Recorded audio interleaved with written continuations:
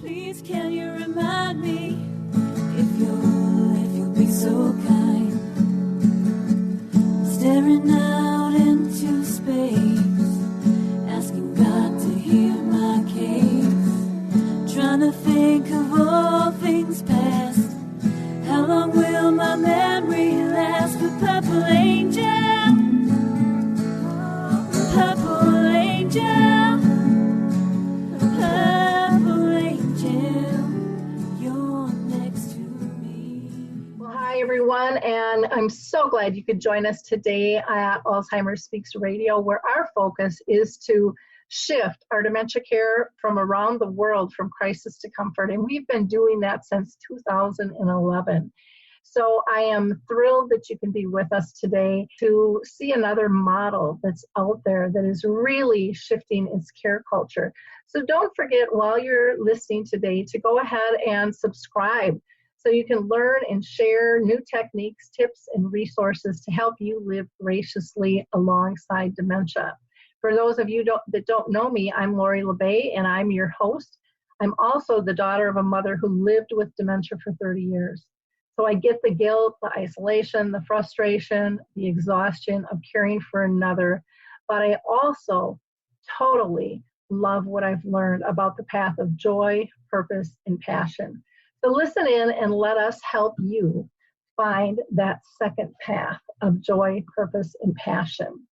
Now, before I introduce our guest today, I always like to give a shout out to a few companies, and one is just, I don't know if you guys know this, but September is World Alzheimer's Month, and it's a great month to increase awareness about dementia. So again, I would really appreciate your shares with this. Everyone around the world is trying to lift this disease so we get more attention, more dollars behind it, and get more people understanding so that we can remove some of the stigmas also attached to it. But I want to also give a shout out to a group in Minnesota that I'm working with. We call ourselves Roseville AD, or the Roseville Alzheimer's and Dementia Community Action Team. And we have put together an airport travel survey. And that survey is meant for anybody living with a dementia diagnosis or a travel companion who has used used an airplane, gone through an airport. It'll take you about 30 to 40 minutes. It is long, but it is going to collect a ton of data.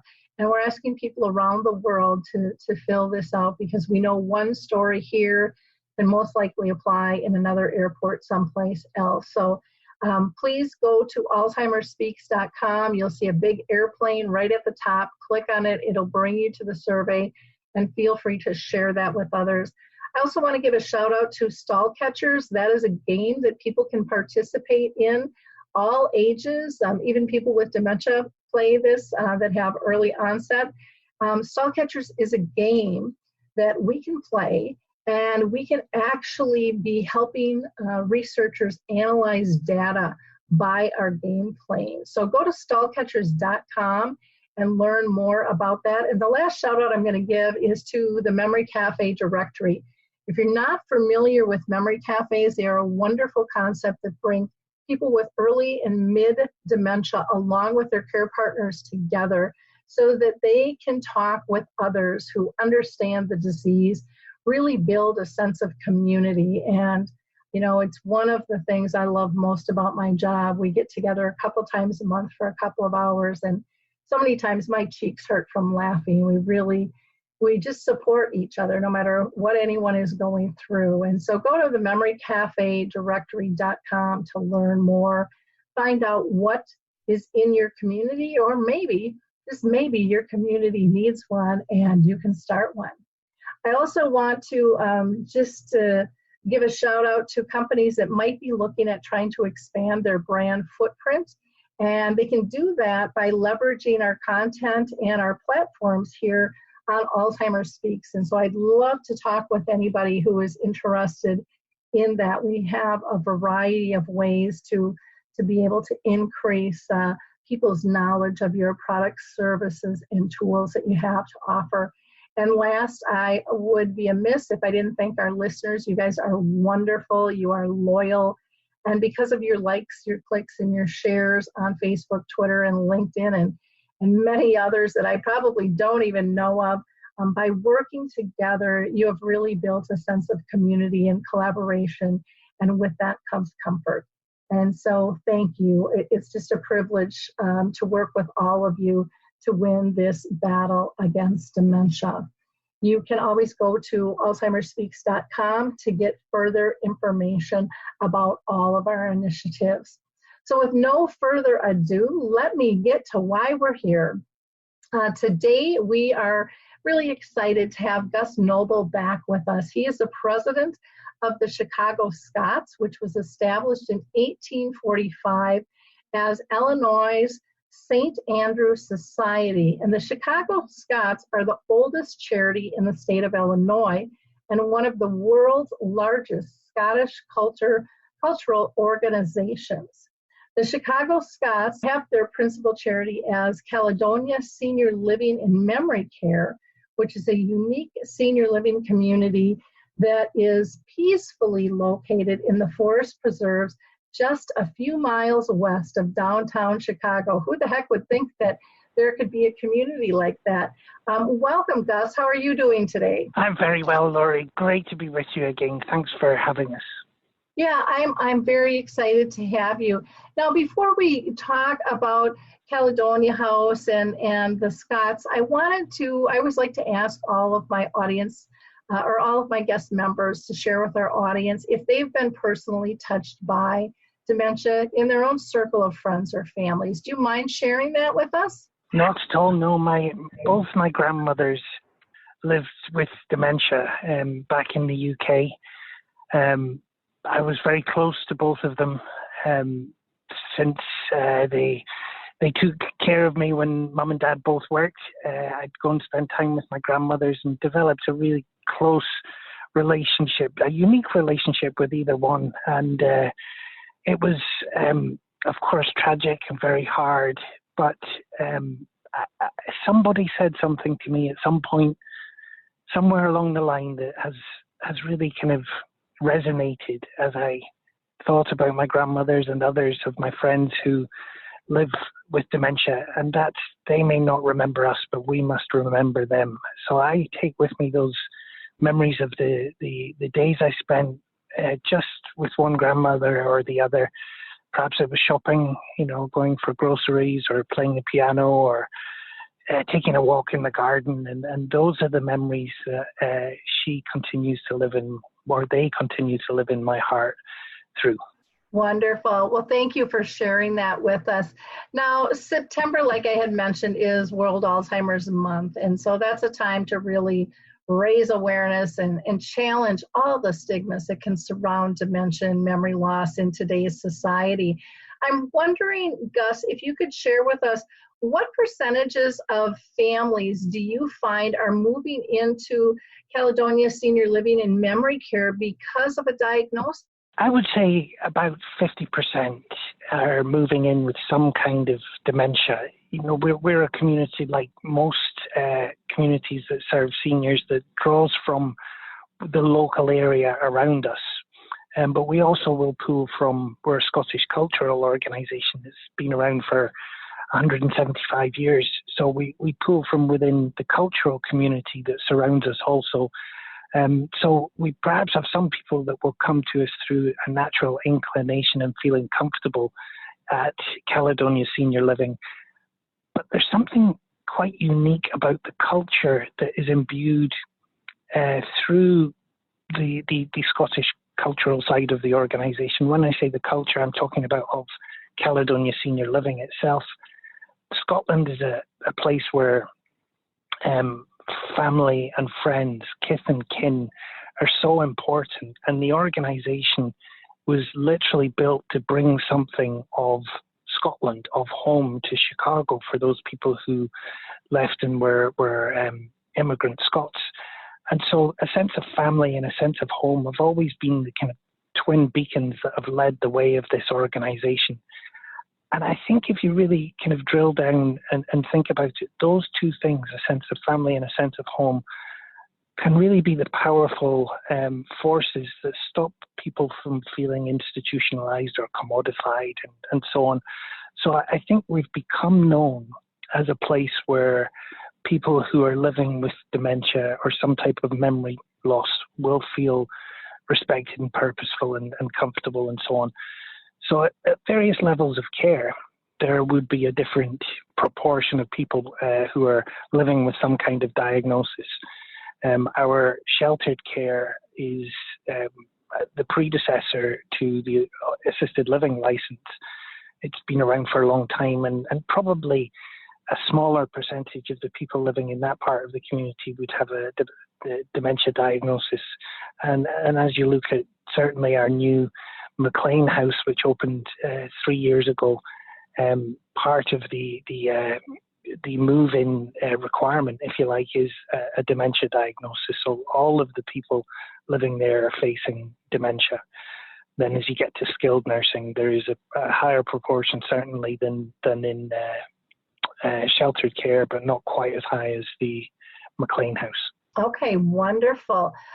Do you see, in terms of people coming, to live in your communities, do you see specific stages more common, or does it just really depend on who's moving in on that particular moment? It really depends on who's moving in. And, I'm sure you and your listeners know that there are good days and bad days. And the good days can be,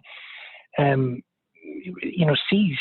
And our staff recognize when people are having good days. And the impact of getting the right people in the right jobs and in the right capacities to support residents and their families can increase the number of good days, and that really has an impact on the variance of how much people are living with the conditions. So I'm so proud of the teams that work at Caledonia Senior Living. They really are the rock stars that will carry this community in our care and the purpose we're here for in an incredible way. They have, you used the word passion and promise and purpose. I see that when I look at my colleagues at Caledonia Senior Living. I couldn't be prouder of them. That's nice to hear. I don't hear that all the time when I go around the country speaking and training, and so that's nice to see that you have developed that in your community.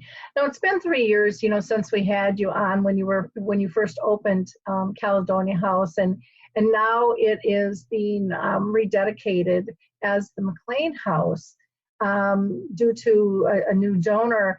And I'm wondering if you can tell us how the house has progressed and developed, over those 3 years. Thank you for asking. I'm so proud not just of the staff, but of the home itself, our homes. There are two small homes within MacLean House. Each home has 10 residents. The residents are supported by cross-trained universal workers or care partners, as we have called them, and I heard you use that phrase earlier too, Laurie. The two homes have really been informed by the people who live and work there. We anticipated this.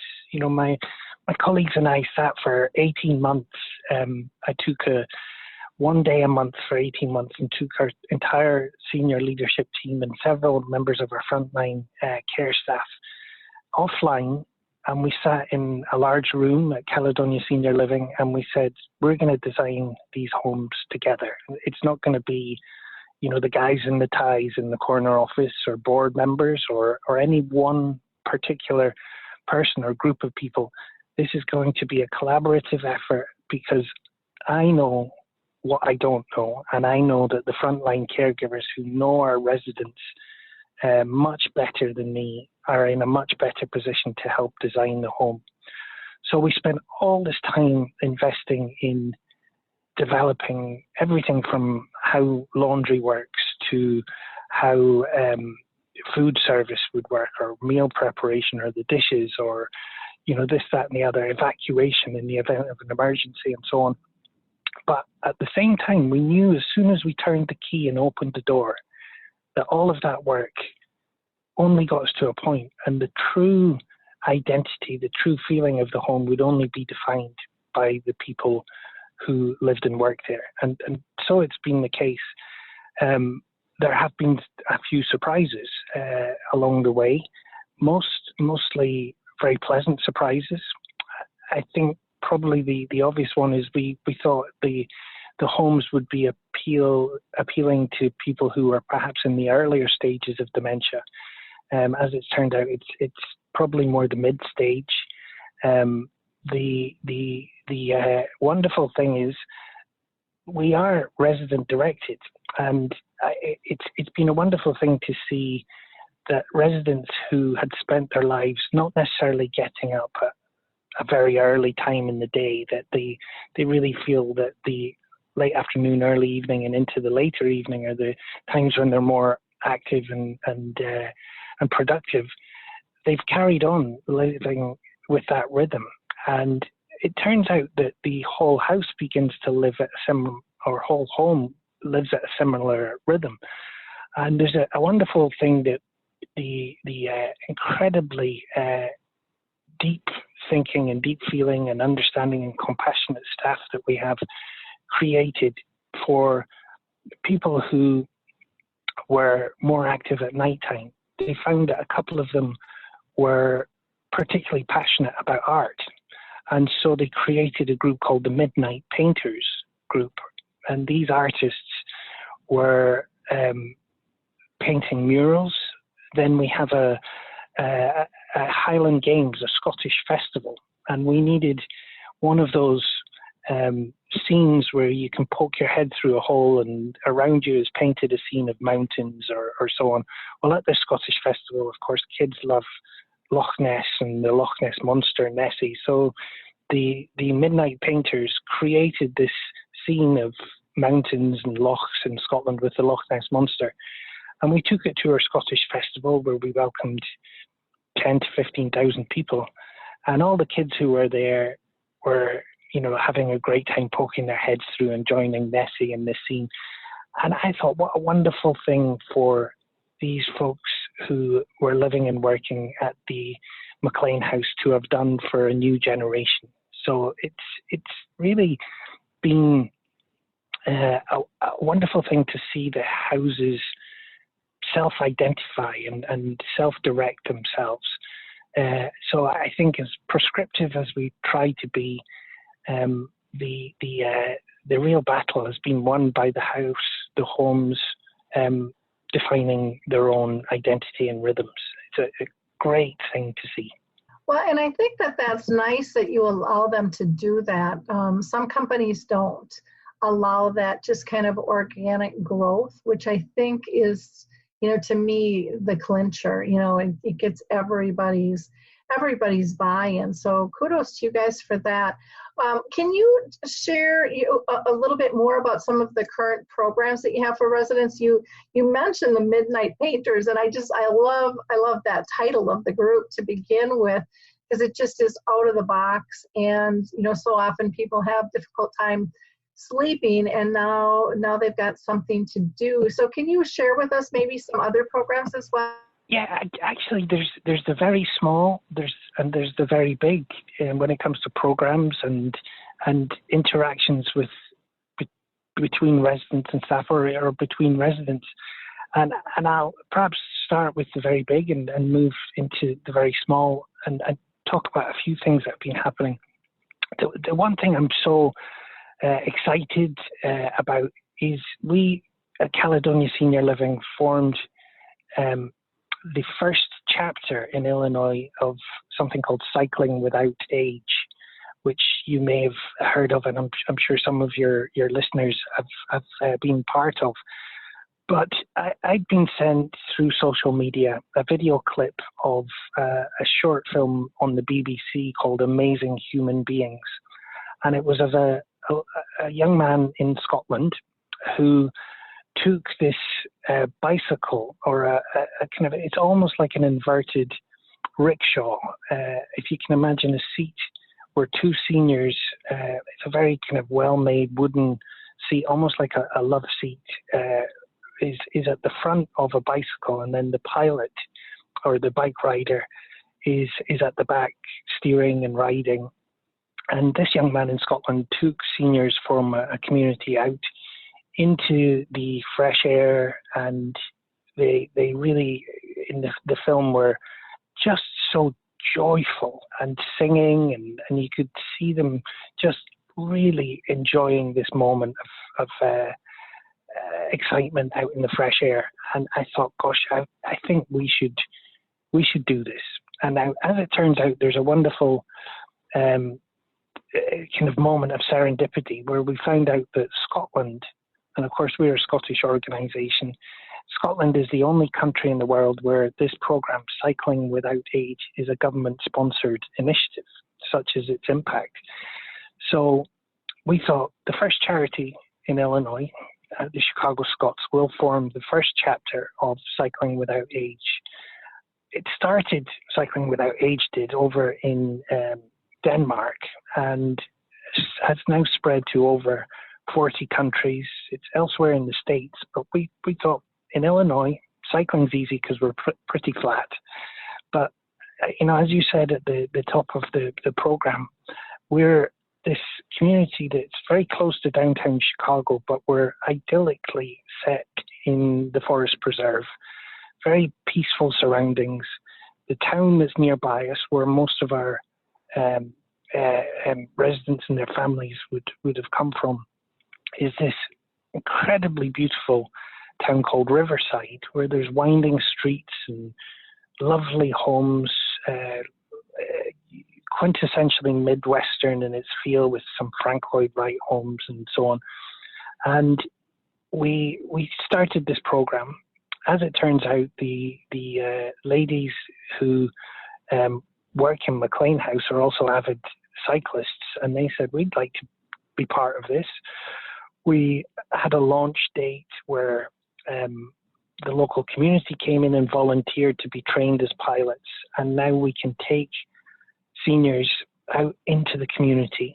They go through the Forest Preserve, past the deer who are grazing in the grove in the middle of the Forest Preserve, into these winding streets, and everybody who sees these trishaws, as they're called, just slowly meandering through the streets will stop and wave, and people cutting their grass will say, hey, how can I get a ride on one of those? Or school kids will ride their bikes past and smile and say hello. And I took a ride with a senior and her grandson, and she came from Riverside, and she said to him as we were slowly riding, now this is the house where I raised your dad, and this is the grocery store where I used to go every week, and here's our church, and there's your father's school. And it connected her not just back to the life she had and to the community that she felt so strongly about, but it connected her to a new generation in her family in a very powerful way. So this Cycling Without Age is a program that we're so proud to be part of, and we're grateful to our donors. As you said, the MacLean family gave us an incredible gift that allowed us to build the MacLean House, and Cycling Without Age has been made possible by a man named Bob Crawford and his wife Winnie, but also by the Chief Operating Officer of Walgreens Boots Alliance. The pharmacy store Walgreens is led by a man from Scotland, and he bought us one of the trishaws. So there's Cycling Without Age is an incredible program as the very big type of initiative. But if I could just also say, as I was walking through MacLean House the other month, there was a resident who had recently moved in who was having trouble settling into a rhythm in the house. And our staff really got to know him, but more importantly, they got to know his family, his adult children. And they discovered that he was, for many, many years, an administrator of a local hospital. and was quite a high-powered and busy man that was always preparing budgets and paperwork and so on.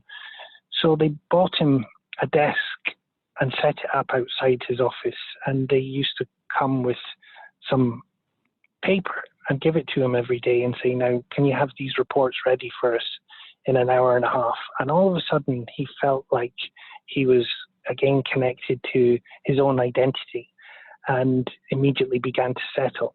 So I was so impressed that the simple act of getting to know somebody on a level that is less about the moment we live in and perhaps more about the identity of that person over a period of time can have a profound impact on the moment we're all living in. Another program which I'm so impressed by, it gives us,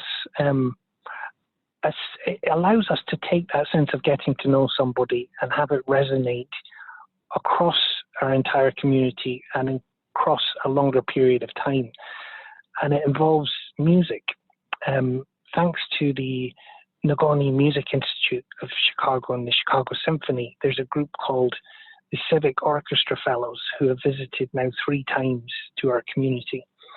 There are young musicians who are part of the Chicago Symphony that have come out to Caledonia Senior Living, have sat with our residents and their families across a period of 4 sessions, and they very purposefully get to know the resident, get to know their family, and they either compose a piece of music that would go along with the performance or telling of a story that really summed up a moment that was important in that person's life, told by the resident themselves or perhaps by one of their family. They'd compose a piece of music, or they would select a piece of music that was particularly powerful at relating the story. And over a period of 4 sessions, they began to really hone in on which stories were important for the individual resident.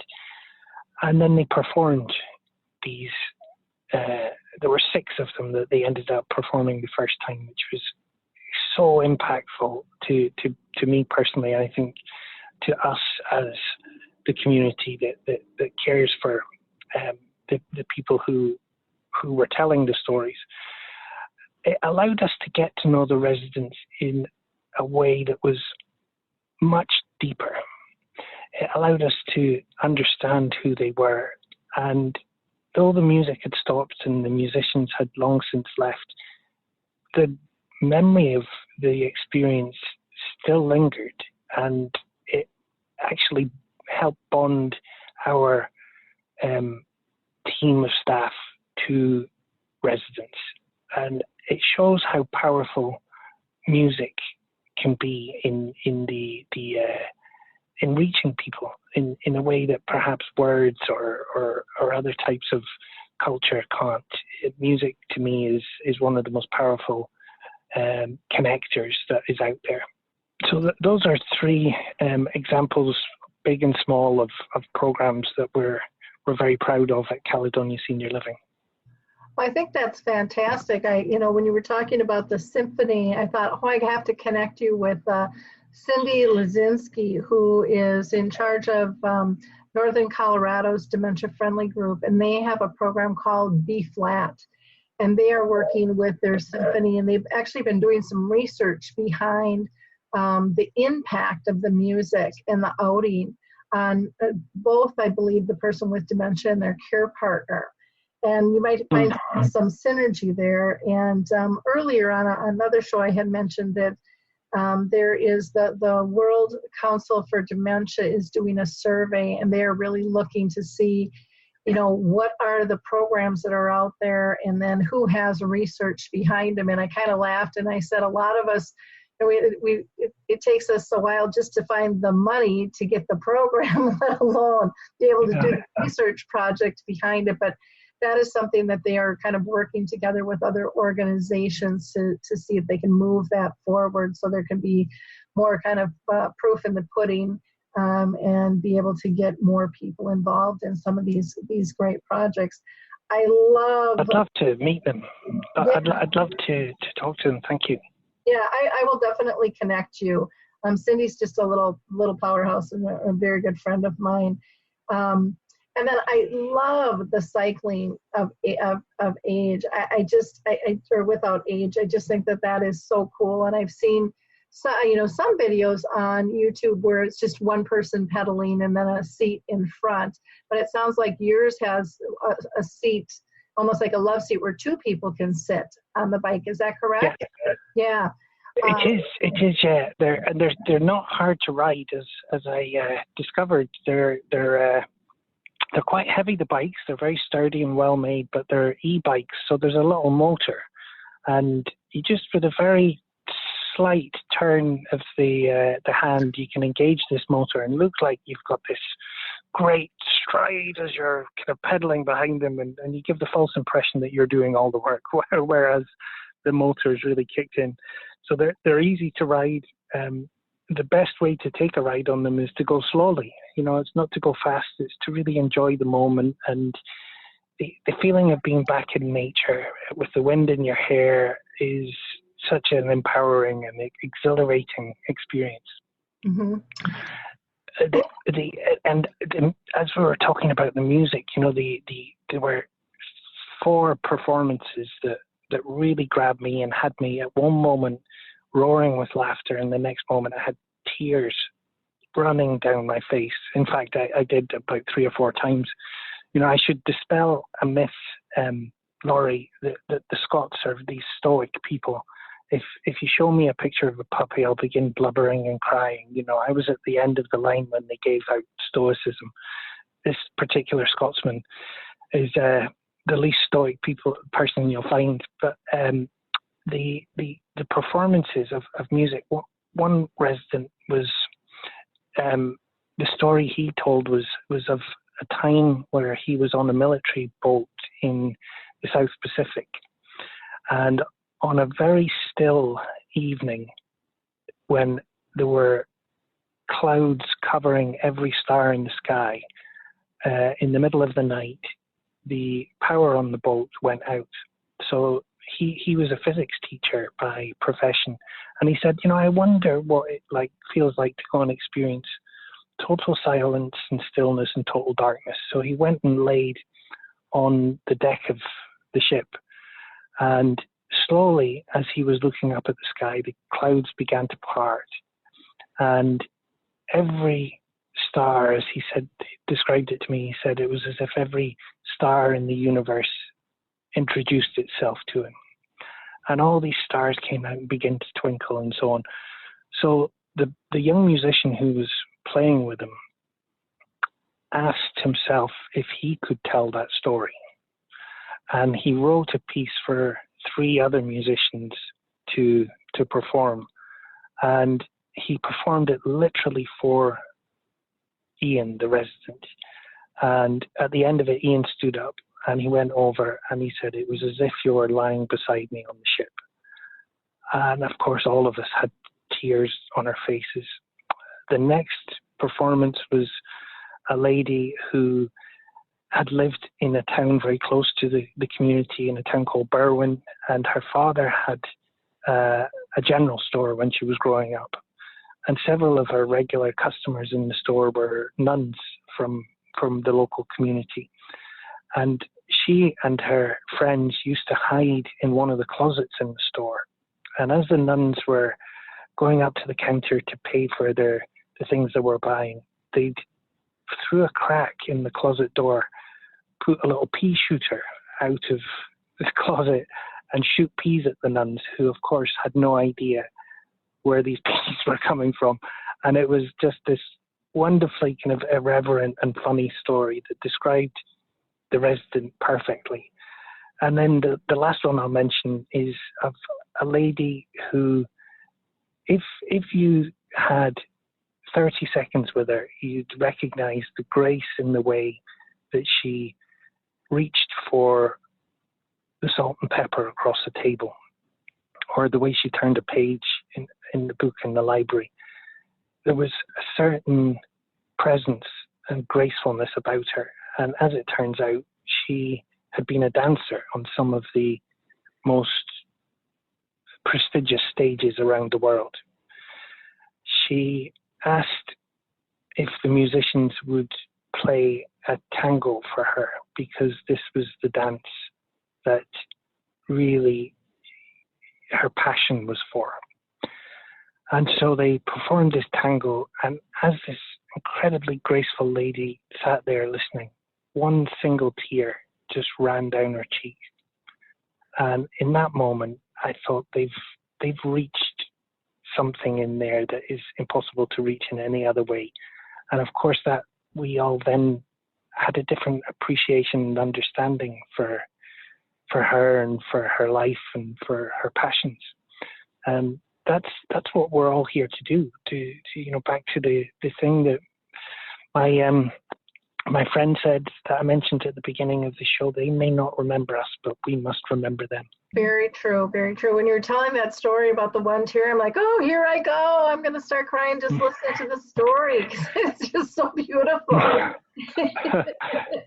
But it's about those moments, and it's about training staff and family to notice those moments. I think one of the problems that we have in this fast-paced world is we don't slow down enough to appreciate and to connect on a nonverbal level. Because a lot of times people, lose their verbal abilities, and we're kind of clawing at them, saying, talk to me, say my name, and they're so, 3/4 of our communication is through nonverbals, and we have to teach people to look for those, because in my experience anyways, those are the powerful moments. Those are the things that melt into your heart and you don't forget. It's not the words, it's the expression. And exactly, it's that picture painted in your head forever of what that experience was like, and there's that saying, it doesn't make any difference what you do, it's how you make people feel. And it sounds like you guys really embrace that philosophy of touching hearts.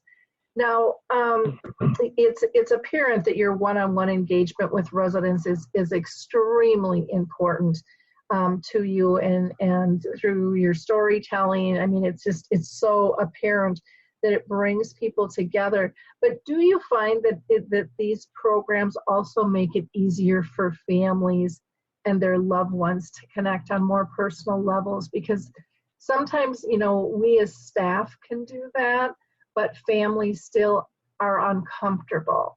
And so what have you seen with family in terms of how it's impacted them? That's a really important question and point.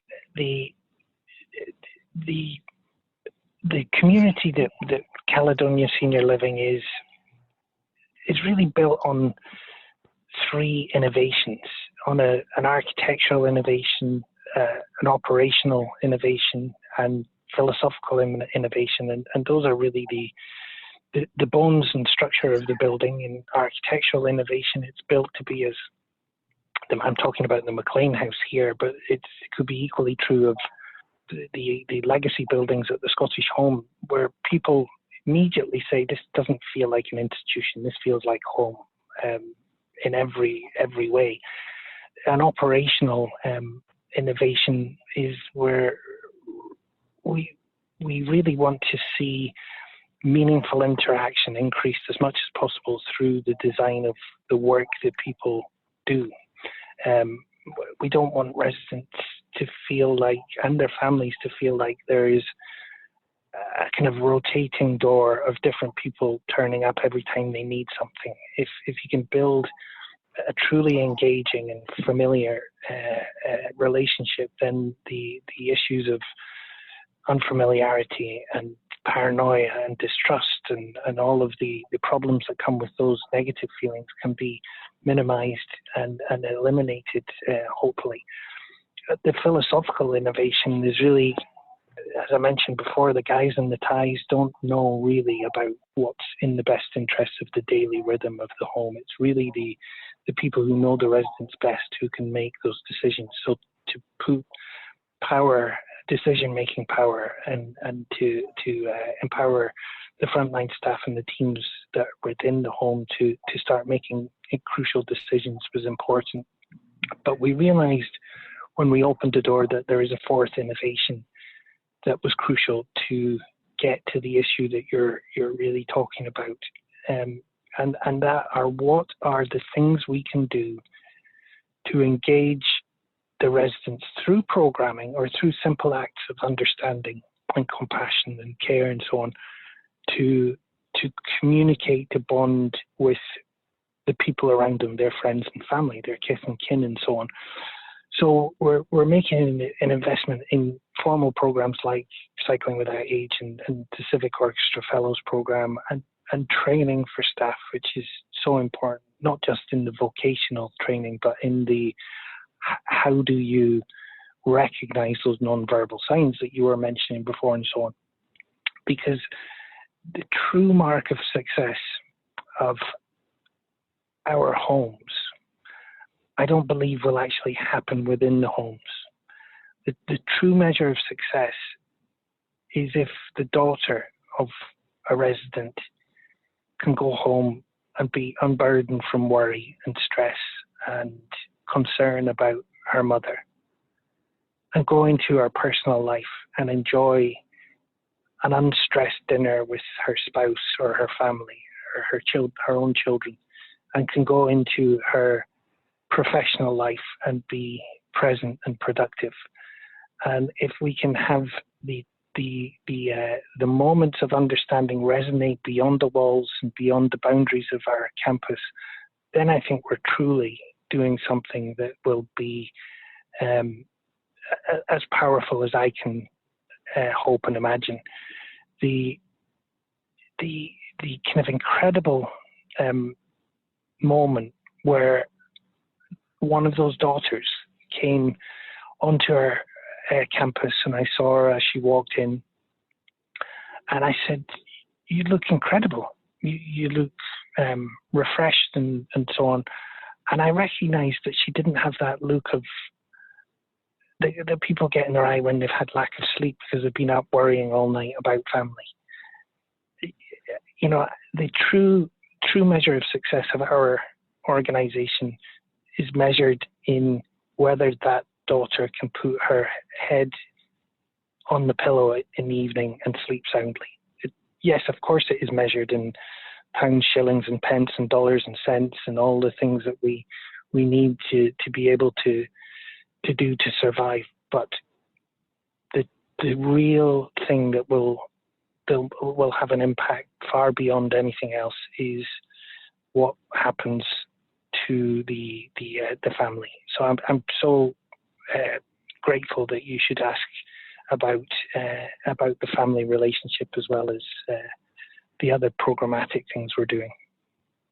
Well, I love that you really have a good grasp of that, because I think so often companies are so nano focused on what happens within their building and what they see as in their control. And I truly believe that, what you're doing in terms of understanding, being able to read the comfort level of families is huge. I have a thing called, when I do training, called family by choice, that, staff are family by choice. They're not replacing family. And sometimes families feel like they've been replaced, or they're even shunned sometimes by staff for not coming around as much. And that can be frustrating and add even more guilt to a family member. And then I have a philosophy which I call the Hybrid Caregiver CAR Egiver, and the CAR stands for Conscious Awakening of Relationships. And the e-givers are all about the emotional giving. And it sounds like you really understand the importance of that emotional giving, that it's not so much about the task, it's about how we do the task, how we engage, because it's about is the person, safe, happy, and pain-free? That trumps, getting it done, because, it's on quality of life. And how would we want to be treated? Exactly. My grandmother's favorite word was serendipity. And she said to me when I moved to Chicago, she said, the one thing I want you to take, Gus, is serendipity is all around you. All you have to do is recognize it and welcome it into your life. And I view the things we do as being an embodiment of that. There are chances to connect. There are opportunities to help. There are opportunities at every moment to make a moment better for someone. And I think in the Jewish faith and in the Muslim faith, there is a saying that if you save one life, you save the world. Well, if we can all do one thing in that moment where we have an opportunity, it can be an incredibly powerful thing. So no matter who you are, I think you've got an opportunity to make a life better, a moment better. There's one of the folks who works on our team. He works in the housekeeping department. His name's Keenan, and he is such a warm, generous colleague. But more than that, he connects to people, no matter who you are, in a way that is really powerful and unique. And he'll invest in the moment where he's with you. He's totally talking to you. And I've seen him talk to other staff, but more importantly, I'll see him as he's in, a resident's apartment and suite, cleaning they're emptying their trash or something. I'll see him just talking to them about grandparents or grandkids' baseball games or the photographs that they have. And as I walk past the room and see this happening, it puts a kind of spring in the step to see those moments. Robert Burns, if you give a Scotsman an opportunity or the floor, a microphone, or an opportunity to speak, sooner or later he's going to mention Robert Burns. And here's the moment for me. He had a line in one of his poems called "Catch the Moments as They Fly." It's an incredible, beautiful way of saying enjoy those particular moments of serendipity where you have an opportunity to make a moment better. And an example of that, I suppose, though it happened when I first moved or first started at the community, there was a lady called Katie who had lived at the Scottish Home in our legacy building for several years, and we knew that we were probably entering the last days of Katie's life. And it was in the winter, and Katie was very frail, and it was on one of those particularly cold, biting Chicago evenings in the Midwest where the wind was howling, and her bedroom overlooked the forest, and snow was falling, and it was being kind of blown gently across the window, and the light from her window was causing the snow to look like it was kind of drifting by, almost like the window of a train. And she said to the staff, I want to feel the snow on my face one more time. And there was just no way we could do that. Katie was too frail. It was too cold outside. But the staff quickly ran out and gathered up some snow in a bowl, and they gently let it fall onto Katie's face as she lay in her room. And I thought, what a wonderful way of giving Katie the opportunity to make a decision, to be the director of that own particular part of her life. And that really taught me what our philosophy was all about from that moment on. I think it was such an instructive thing to see and hear about. I'm so grateful to Katie for teaching me that. Well, it's a beautiful story. And one of the things as you were telling it, it was like, the staff was attentive to her and met her needs. But I was also thinking how fulfilled they felt doing that and being able to bring somebody joy and contentment. And I think sometimes that is so overlooked, the importance that this is a two-way street. We are not just giving care to people, but we are relationship-based. And, when you do something kind for someone else, it fills you. And it's, and you don't do those things to get filled. It just happens. And like you said, they can be life-changing moments, just life-changing moments. I have a signature story called Betty the Bald Chicken that talks specifically about those moments. And it was one that came to me in a dream. And it's kind of funny and it's kind of silly because people get these rubber chickens and these Mardi Gras beads with bald chickens on them. But they remember the story, and it's all about living in the moment, and that we always have a choice, and we're not always going to make the best choice. There's going to be moments where we walk away from somebody. There's going to be moments where we're shunned by others. There's going to be, that's called life. But we always have another opportunity, and for things that we feel guilty for not doing the right way, we have an opportunity to learn from that and make a different decision, in the next moment. And, we have to stop kind of beating ourselves up and just move forward and do better, because we all can do better. And even when we do something great, it can still always be improved. Everything is fluid.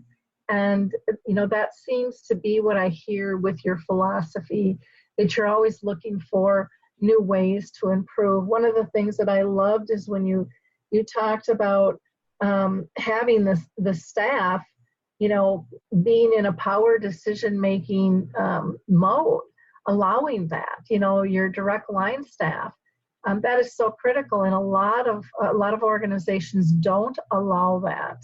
And yet they're the ones that know the residents the best. They know the families the best because they're around them. And I think that, of course, there's got to be some balance with everything, but I think that is a critical mode. And, typically when you do that, you reduce your turnover in terms of staff as well.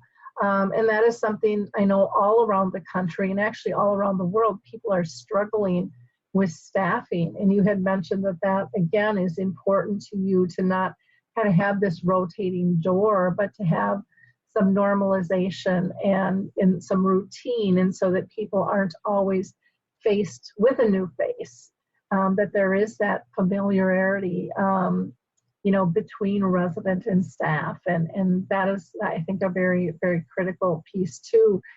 In wrapping up, Gus, what is like one big takeaway that you would like our listeners to walk away with today? I think I'll tell a story about another member of our team that really reflects what you've just said about familiarity and having a consistent relationship with staff and residents.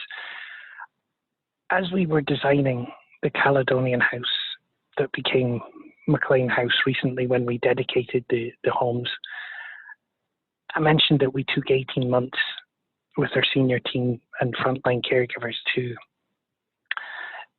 design the home. I was playing a role with one of the exercises. It was about communication. We wanted to really have an appreciation of the way in which we communicate. So the exercise involved two people sitting back to back, and one of the people had to describe a picture in front of them, which was of a circle with a triangle and then another shape, a funny angle and a star. And, it was a geometric type picture. They had to describe it, and then the other person sitting back to back with them had to draw what they heard. And of course, there were all different variations depending on how communication was received and transmitted and so on. I happened to be sitting back to back with a lady called Crystal, who is one of our caregivers. And as we were doing this, word came down and into the room from our director of nursing that a resident who was a friend of mine through the Scottish community, she had been involved in some of the celebrations of Robert Burns and so on, became a resident of the home, and word came down that sadly she'd passed away. Her name was Margaret. And I said to Crystal, in the middle of this exercise, Crystal, I'm sorry to tell you that Margaret has passed away. She was, I know, very dear to you, and you were also dear to her. And Crystal looked at me and then kind of looked off into middle distance, and she said, yes, Margaret was lovely. And so was her mother, and I took care of her mother when she lived here 30 years ago. And I thought that's not something you're going to hear in every community. That's an incredible thing that Crystal just shared with me. And I think to kind of sum everything up, it gave me a sense of familiarity, of home, of family, of all the things that we started and have touched on throughout the time together today. So those are the things that make us who we are. We define ourselves.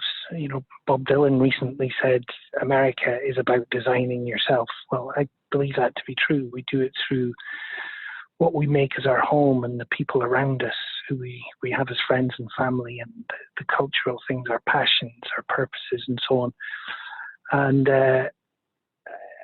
Crystal really got to understand what Margaret's and her mother's and our community's purpose and passions and personalities were, and it taught me a very valuable lesson that day. So that's who we are, and if we could all be like Keenan and Crystal and Margaret and Katie, I think the world would be better.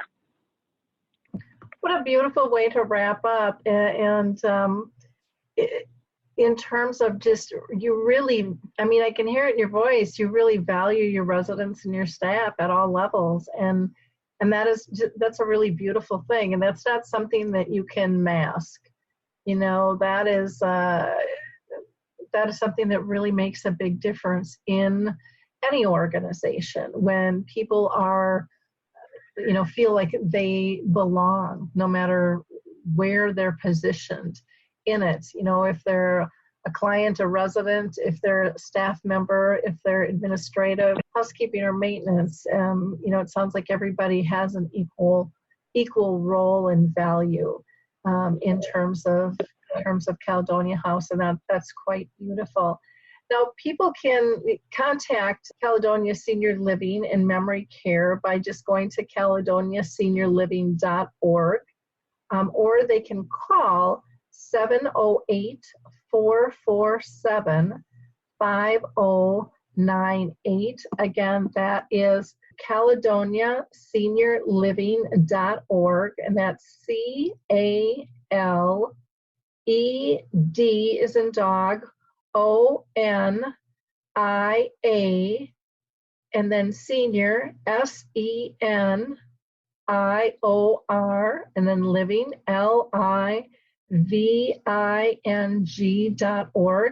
And again, the phone number is 708-447-5092. Is there anything else that you would like to share, you know, with us on maybe even summing up with, how do you think families are able to incorporate some of these best practices that you've talked about in your memory care in their own daily lives? Wow, that's a great question. Let's think about the Midnight Painters, and let's think about Cycling Without Age and the music program. Are there ways that you can have conversations or perhaps even, as you said, Laurie, the conversations without words that happen when you take our loved ones, our families, out into the places where their passions were stoked, their identities were formed, to ask them what music, why they chose particular to do particular things, or what was important to them. Think about the moments that they've had that will make the moment we're in a bit better. And there's so many ways to do it. Every moment, as my grandmother said, is a moment to make better. And welcome serendipity into our lives. Wonderful. Thank you. I'm just going to mention a resource that might be helpful to some of our listeners and even to Caledonia Place. It's called mariasplace.com, and it offers a ton of free activities that you can do, from crafts to physical exercise to, I think there's meditation, all kinds of things. And it'll tell you what you need to buy for supplies. It'll give you a video of what it looks like in the process, and it adapts to different levels of need as well. And it's just mariasplace.com. It's a wonderful, wonderful resource for people to engage. And I would like to just also add on that, some of the most special moments are when we're doing absolutely nothing. I mean, I think of visiting with my mom, and the safest place I could ever be was just sitting next to her, maybe holding her hand, not saying anything. And again, sometimes we undervalue not doing something. And yet when the person with dementia is at peace, we are at peace as well.